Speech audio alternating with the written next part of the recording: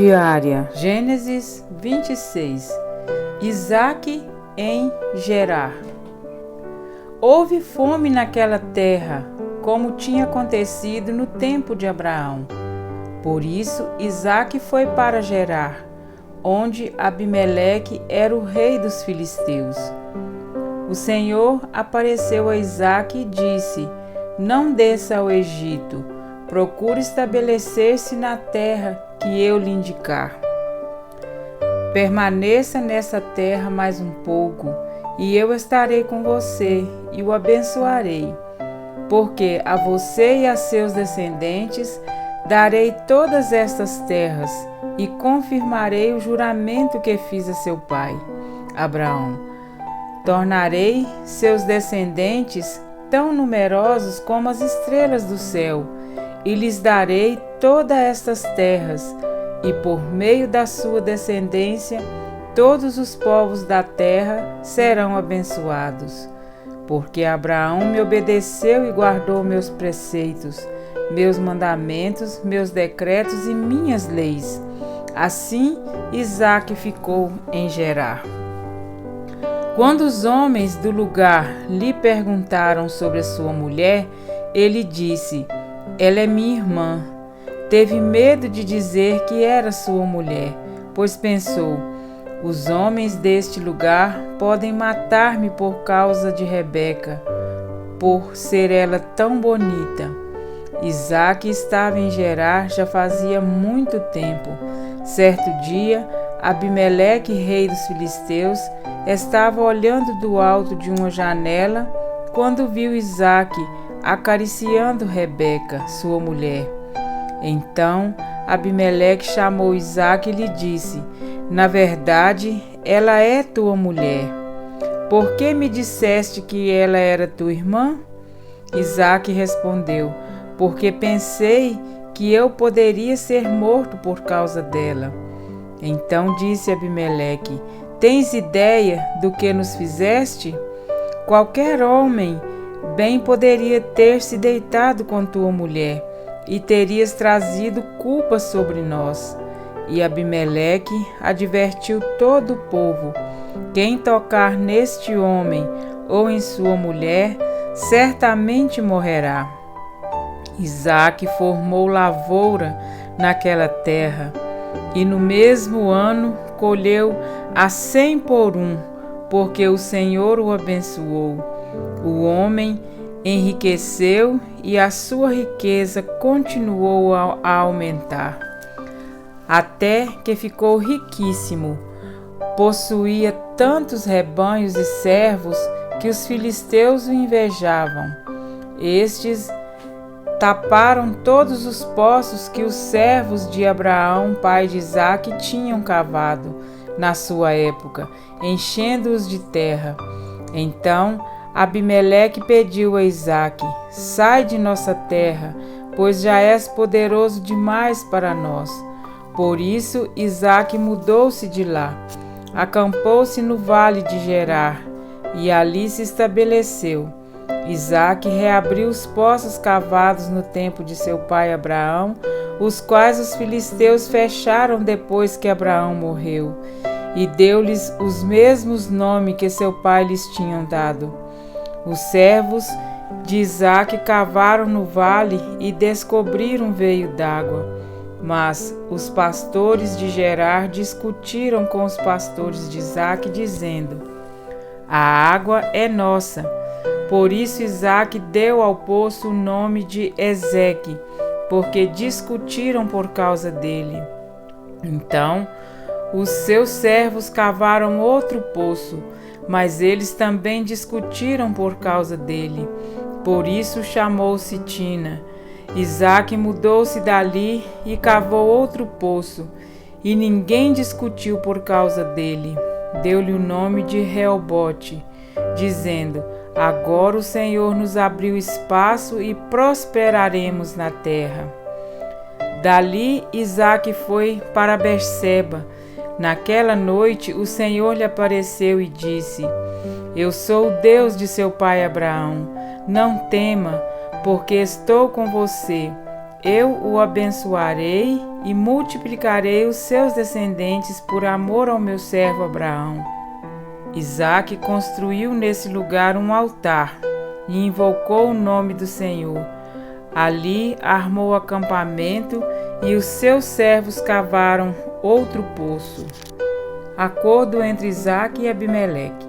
Por aquele tempo veio a ele Abimeleque de Gerar, com Alzate, seu conselheiro pessoal, e Ficol, o comandante dos seus exércitos. Isaque lhes perguntou: por que me vieram ver, uma vez que foram hostis e me mandaram embora?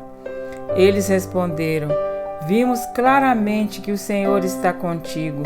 Por isso dissemos: façamos um juramento entre nós. Queremos firmar um acordo contigo.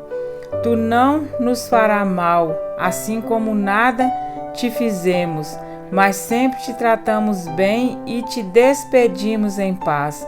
Agora sabemos que o Senhor tem te abençoado.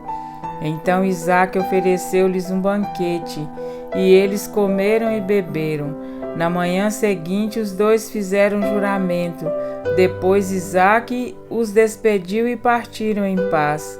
Naquele mesmo dia, os servos de Isaque vieram falar-lhe sobre o poço que tinham cavado e disseram: achamos água. Isaque deu-lhe o nome de Seba, e por isso até o dia de hoje aquela cidade é conhecida como Berseba. Tinha Esaú 40 anos de idade, quando escolheu por mulher a Judite, filha de Beeri, o Hitita, e também a Basemate, filha de Elon, o Hitita. Elas amarguraram a vida de Isaque e de Rebeca. Amém? Reflexão sobre o verso 12 e 14. Durante a escassez financeira, precisamos semear de acordo com as promessas de Deus. A vontade de Deus para nós é que mesmo durante a escassez financeira, em meio à adversidade ou na maior crise financeira, nós tenhamos contínua provisão diária garantida por Deus. Um dos maiores obstáculos ao rompimento de barreiras para a vitória financeira que nós cristãos enfrentamos são os períodos de escassez e que nos limitam a nossa oferta de acordo com a situação. Se estamos muito endividados ou temos renda limitada, retemos os dízimos e as ofertas ou damos uma quantia muito pequena. Eles permitem que a crise e a circunstância financeira determine a quantidade de que semeamos. No texto em estudo, Isaque semeou no tempo da escassez e colheu 100 vezes mais. A terra estava seca, os céus estavam secos. A terra estava seca, os céus estavam fechados, não chovia. Contudo, Isaque semeou esperando uma colheita. Por que ele semeou durante a escassez? Isaque não semeou de acordo com as condições que enfrentava, e sim de acordo com a promessa de Deus, e semeou porque sabia que Deus era fiel e cumpriria o que prometera. Por causa da escassez, Isaque foi morar na cidade de Gerar, na terra dos filisteus. Foi lá que ele teve um encontro com Deus, que ele apareceu e disse para não ir para o Egito, mas que ficasse naquela terra, e prometeu: estarei com você e o abençoarei, porque a você e a seus descendentes darei todas estas terras. Isaque obedeceu. Em vez de ir para o Egito, permaneceu na terra que Deus prometera dar a ele e a seus descendentes. Não olhou para o chão seco e árido, mas confiou que Deus cumpriria a sua promessa e obteve uma colheita de 100 por 1 naquele ano. Deus ordenou a sua bênção sobre Isaque até ele se tornar um homem mais rico da nação. Então o rei Abimeleque pediu-lhe que deixasse o país. pois Isaque havia adquirido muitas riquezas. Sai da nossa terra, pois já és poderoso demais para nós. Em tempo de escassez, Deus fez Isaque prosperar. Chegou a hora da nossa vitória financeira, em que Deus ordenará bênçãos sem medida sobre nós, a nossa família e sobre tudo que nós tocarmos. A promessa de Deus para nós é que nos tempos de adversidade e de escassez financeira, nós teremos provisão sobrenatural e ficaremos satisfeitos, completamente realizados. Para colher abundantemente as bênçãos prometidas, nós não devemos semear de acordo com as condições que estamos vivendo. A montanha de dívidas, a renda insuficiente, não olhemos para o chão seco e árido.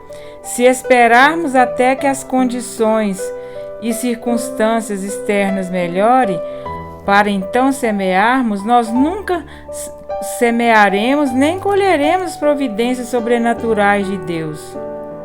Durante a época de escassez financeira, precisamos semear de acordo com as promessas de Deus, independente dos problemas financeiros, agir com fé sobre a promessa de que Deus solucionará o nosso problema e que mesmo durante a escassez nós colheremos a provisão sobrenatural e ficaremos satisfeitos. Mesmo no período de maior necessidade, precisamos semear, dar a Deus o melhor que pudermos, depois esperarmos até que Ele multiplique e aumente o que nós semeamos, para suprir as nossas necessidades. Precisamos crer em Deus para obter um retorno 100 vezes maior, mesmo durante a época de escassez financeira. O medo é uma das maiores armas que Satanás usa para mantermos na escravidão financeira e em todo um ciclo de derrota nessa área. Enquanto nós tivermos medo, jamais semearemos e seremos incapazes de obtermos a colheita de que nós necessitamos. Uma viúva rompeu a barreira do medo, semeou no tempo de escassez e obteve uma colheita sobrenatural de provisão diária contínua. Precisamos crer para recebermos a realização das promessas de Deus na nossa vida. Ative o sininho das notificações, fique conosco, continuemos juntos. Um grande abraço, que Deus nos abençoe em Cristo Jesus.